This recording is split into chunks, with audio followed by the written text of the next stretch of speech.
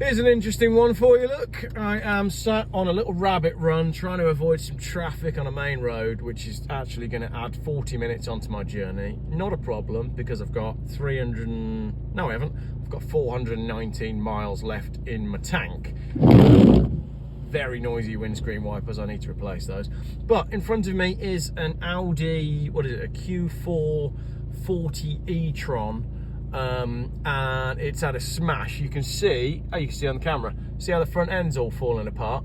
I'm probably parked a bit close to it, to be honest, but that's a brand new car on a 73 plate. I don't know how much they are. That's 100% written off. But to be honest, that does actually look like there's quite a lot of damage under the front there. But if that was a 73 plate, I mean, how much are they? They've got to be 60 grand, haven't they? I'm going to give him some distance. They've got to be 70 grand, something like that.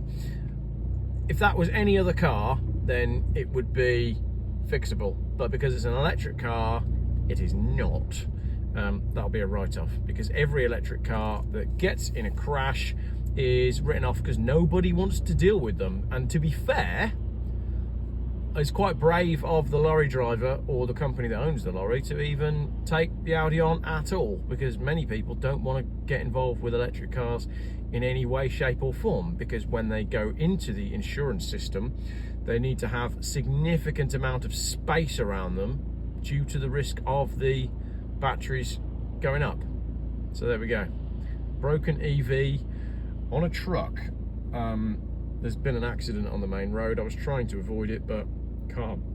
Time to my destination, I don't know, forever. I'm gonna get there about 6 o'clock this evening. It's 12 now, so yeah, a little bit of commentary for you. All going well though, all going well. You'll notice that I've got the camera quite zoomed in because I'm not yet giving away what car I'm driving. So more on that later on. But things are going well in my diesel car.